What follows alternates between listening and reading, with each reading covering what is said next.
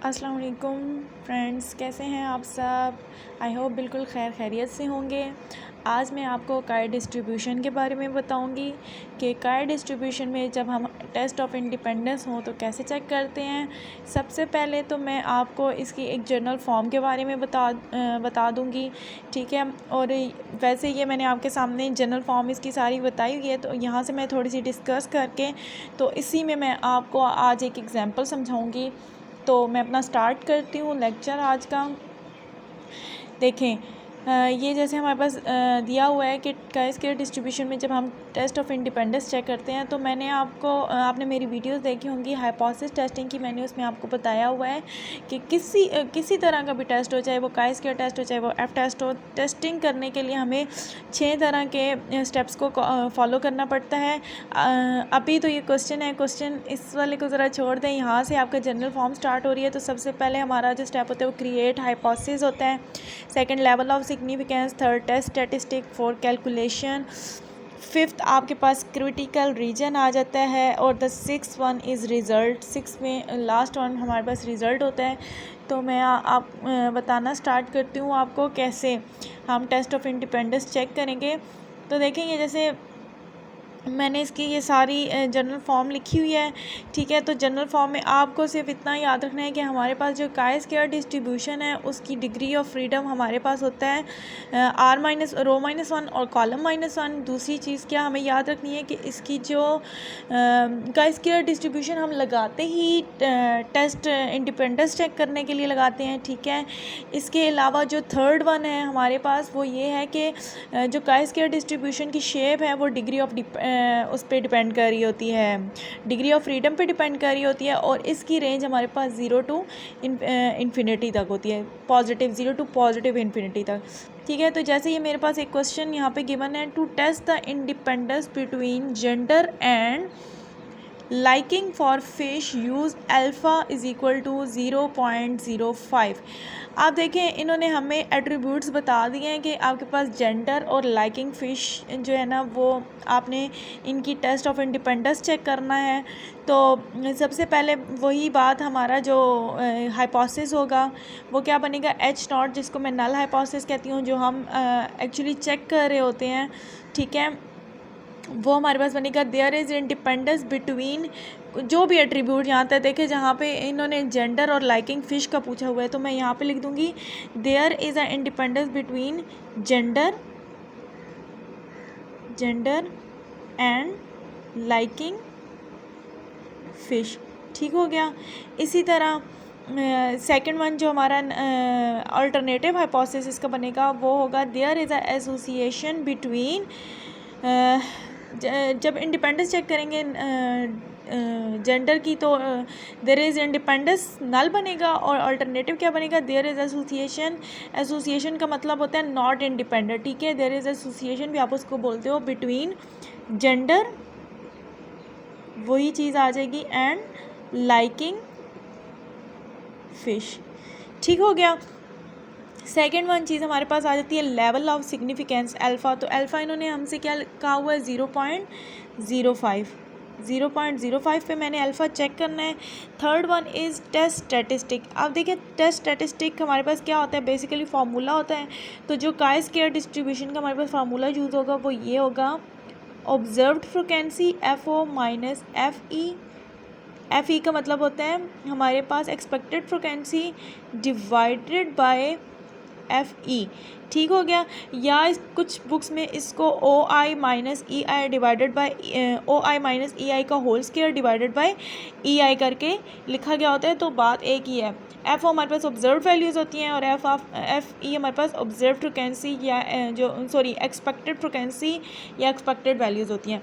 अब observed values सबसे पहले तो मेरे पास देखें, क्वेश्चन तो मैंने यहाँ से पढ़ लिया था कि आपने चेक करना है जेंडर एंड लाइकिंग फ़िश, तो वो तो हाफ क्वेश्चन था। यहाँ पे इन्होंने हमें फुल क्वेश्चन दिया हुआ है। ये आपके पास कॉलम मौजूद है, देखें इन्होंने क्या बताया हुआ है कि आपके पास मेल्स हैं, फीमेल्स हैं। कुछ मेल्स हैं वो फ़िश को लाइक करते हैं, वो कौन कौन से हैं, और जो डोंट लाइक करते हैं वो कौन से हैं। इसी तरह फीमेल्स हैं जो फ़िश को लाइक करती हैं और जो मतलब जो लाइक नहीं करती हैं फ़िश को, ठीक हो गया। तो ये बेसिकली जो क्वेश्चन होता है ये हमारे पास ऑब्जर्व्ड फ्रिक्वेंसीज होती हैं। ठीक हो गया। देखें अब अगर मैं इनको नेम दे देती हूँ, मैं इसको ए बोल देती हूँ, इसको मैं अल्फ़ा बोल देती हूँ, ठीक है, इसको मैं बोल देती हूँ बी, इसको मैं बोल देती हूँ बीटा। ठीक हो गया।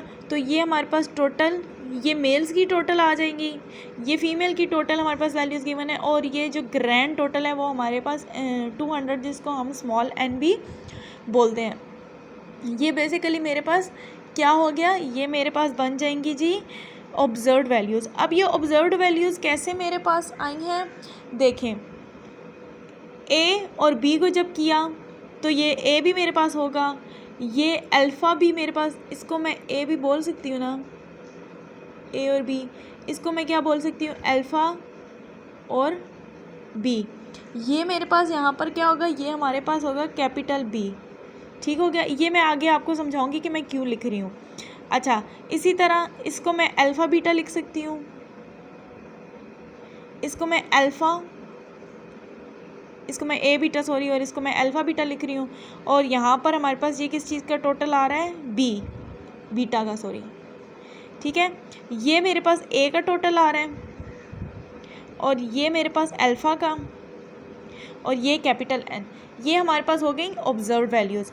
अब हमारे पास 4 स्टेप टेस्ट स्टैटिस्टिक के बाद क्या होता है, कैलकुलेशन। अब मैं आपको बताऊंगी कि एक्सपेक्टेड फ्रीक्वेंसी हमारे पास कैसे आती हैं। देखिए सेम वही चीज़ जो मैंने वहाँ पे नाम दिए, ए अल्फ़ा बी बीटा, ठीक है। ये हमारे पास ग्रैंड बी वैल्यू टोटल आ जाएगा, ये ग्रैंड कैपिटल बी का बीटा का आ जाएगा, और ये हमारे पास टोटल यहाँ पे ग्रैंड टोटल आ जाएगा। अब एक्सपेक्टेड फ्रीक्वेंसी हमारे पास कैसे आएंगी, जब हम ए को बी की वैल्यू के साथ मल्टीप्लाई करेंगे और डिवाइड करेंगे एन के साथ। तो देखें ए यहाँ पे हमारे पास क्या है, ए मेरे पास यहाँ पे क्या है, ये है 100, ठीक है। इसको बी की वैल्यू के साथ मैं मल्टीप्लाई करूँगी, यानी मैं इसके साथ 160 के साथ मल्टीप्लाई करूँगी और डिवाइड कर दूँगी एन के साथ। तो देखो मैं फर्स्ट की चेक कर रही हूँ ना, यहाँ पर ए इंटू फर्स्ट पे बी और डिवाइडेड बाय एन। तो ये यहाँ पे मैं एक्सपेक्टेड फ्रीक्वेंसी क्या लिख सकती हूँ, 100 multiply by 160 divided by 200, 100 multiply by 160 divided by 200। ठीक हो गया। बीटा की मैं कैसे फाइंड आउट करूँगी, A into capital beta divided by N. तो यहाँ पे देखें ए क्या है 100 इंटू बीटा क्या है मेरे पास 40, ठीक है, डिवाइडेड बाई एन 200। तो मैं यहाँ पे लिख दूँगी इसकी जगह पे ए इंटू बीटा, ए मेरे पास 100 है, बीटा मेरे पास क्या आया है 40, डिवाइडेड बाय ग्रैंड टोटल मेरे पास क्या आया है 200। ठीक हो गया। इसी तरह मैं आगे वालों की चेक करती हूँ, alpha into capital B divided by N. Alpha क्या है 100, कैपिटल बी क्या है 160 डिवाइडेड बाय एन। तो मैं इधर लिख देती हूँ यहाँ पर अल्फ़ा की वैल्यू मेरे पास 100, बी की वैल्यू मेरे पास क्या है 160 डिवाइडेड बाय 200। इसी तरह alpha into beta divided by N. तो अल्फ़ा क्या है 100, बीटा क्या है 40 डिवाइडेड बाय 200, 100 इंटू 40, ठीक हो गया, डिवाइडेड बाय 200। अब जब मैं इनको कैलकुलेट करूँगी तो इसको मैं कैलकुलेट करूँगी तो ये मेरे पास आ जाएगा 80, इसको जब मैं कैलकुलेट करूँगी तो ये भी मेरे पास 80 आ जाएगा। इसको जब मैं कैलकुलेट करूँगी सारा कैलकुलेट सिंप्लीफाई करने के बाद तो ये मेरे पास 20 आ जाएगा, और इसको भी कैलकुलेट और सिंप्लीफाई करने के बाद मेरे पास 20 आ जाएगा। ठीक हो गया। अब देखें बी यहाँ पे मेरे पास कैपिटल बी आना चाहिए। तो 8 1 8 8 2 ज़र 16, ठीक है, 8 प्लस 2 ज़र कह रही हूँ, मतलब मैं 8 प्लस 80 प्लस 80 कह रही हूँ, ठीक है। ये 160 हो जाएगा, और ये 20 प्लस 20 ये कितना हो जाएगा मेरे पास 40। तो देखिए मेरे पास वही ग्रैंड वाली वैल्यूज़ आ गई हैं जो यहाँ पे 160 और 40 थी। इसका भी ये 160 और ये 40, और ये स्मॉल एन मेरे पास क्या आ जाएगा, इसका सेम वही 200, ठीक है। और अगर इसको आप ऐड करो तो ये भी वही वैल्यू बनी है, 8 प्लस 20 ये 100 हो जाएगा, और ये भी 8 प्लस 20 100 हो जाएगा। अब आप देख सकते हो मेरे पास सेम वही, जब मैं इनको ऐड करूँ एक्सपेक्टेड फ्रीक्वेंसी का, जब मैं यहाँ पे टोटल लूँ तो मेरे पास वही वैल्यू आनी चाहिए जो ऑब्जर्व के टोटल में है, ठीक है। और ग्रैंड टोटल भी वही आना चाहिए। अब नेक्स्ट हमारा होता है कॉलम। कॉलम हम कैसे बनाते हैं, ये बेसिकली ऑब्जर्व वैल्यूज़ का कॉलम होता है। तो ऑब्जर्व वैल्यू में देखें ये 80 है अगर मेरे पास फर्स्ट, तो मैं यहाँ लिख देती हूँ 80। सेकंड मेरे पास यहाँ पे क्या है, ये देखो 20, ठीक है, मैं यहाँ पे 20 लिख देती हूँ।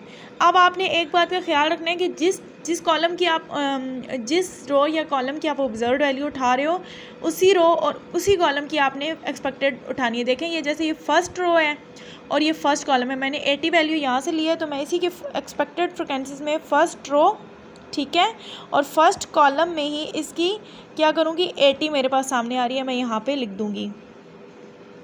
ये देखें अब यहाँ पे ये फर्स्ट रो है, सॉरी ये सेकंड रो है और कॉलम कौन सा है, फर्स्ट है। तो मैं क्या करूँगी कि रो सेकंड का, ठीक है, और कॉलम फर्स्ट की वैल्यू कौन सी आ रही है, 20, मैं यहाँ पे लिख दूँगी।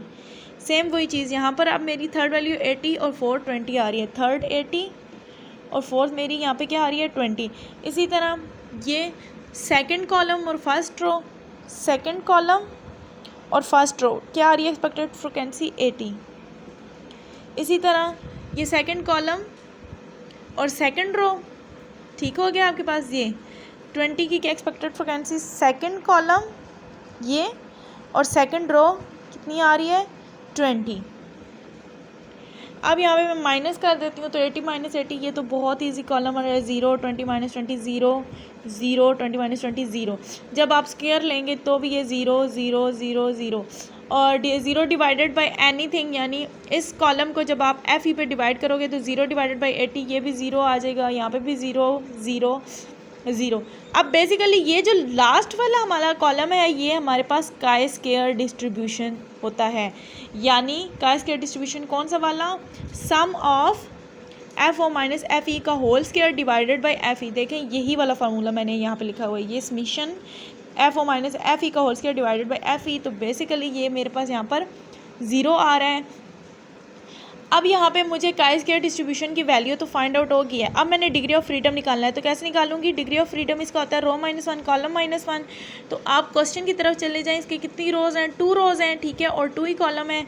मैं यहाँ पे 2 -1 यानी रो -1 और कॉलम -1 यानी 2 -1 करूँगी तो ये 1 ही आ जाएगा। क्रिटिकल रीजन फाइंड आउट करते हुए हम चेक कर रहे हैं chi square greater than chi square alpha की value into degree of freedom, ठीक है, यानी alpha into degree of freedom basically होता है। तो ये मैं कैसे करूँगी, ये मैं यहाँ पे अल्फ़ा 0.05 है और डिग्री ऑफ फ्रीडम मेरा यहाँ पे क्या है, 1। तो वैल्यू मेरे पास यहाँ पे मैं टेबल उठाऊँगी और टेबल में मैं आपको दिखा दूँ कि ये देखें डिग्री ऑफ फ्रीडम 1 है और 0.05 पे मुझे चेक करना है ये। तो 0.05 पे मेरे पास इसकी वैल्यू क्या बन रही है, 3.84, ठीक है। तो मैं यहाँ लिख देती हूँ, मेरे पास टेबल वैल्यू क्या आई है, 3.84। अब मुझे इसका रिज़ल्ट निकालना है, 6th वन मेरे पास रिज़ल्ट आ जाएगा। तो एक चीज़ मैंने आपको सबसे पहले बताई थी कि काई स्क्वायर डिस्ट्रीब्यूशन की रेंज मेरे पास क्या होती है, 0 to इन्फिनिटी, ठीक है। टेबल वैल्यू इसकी क्या आई है, 3.84, वो यहाँ पे कहीं लाई आ रही है, और कैलकुलेटेड वैल्यू क्या है 0, तो वो यहाँ 3 के अंदर कहीं लाई आ रही होगी यहाँ पर। तो ये बेसिकली क्या कर रहा है, ये एक्सेप्ट कर रहा है, और एक्सेप्ट भी किसको कर रहा है, इंडिपेंडेंस, इसकी इंडिपेंडेंस को एक्सेप्ट कर रहा है कि ये आपस में इंडिपेंडेंट है, ठीक है। ये एक्सेप्ट कर रहा है H0 को। तो रिज़ल्ट इसका क्या बनेगा कि as the value fall in the acceptance region so we accept H0। जी, तो ये था मेरा आज का टॉपिक काई स्क्वायर डिस्ट्रीब्यूशन। अगर आपको मेरी वीडियो पसंद आई है और आई होप आपको इससे बहुत हेल्प मिलेगी, तो अगर आपको मेरी वीडियो पसंद आई है तो प्लीज़ मेरे चैनल को सब्सक्राइब कर दें और मेरी वीडियो को लाइक कर दें। Thank you.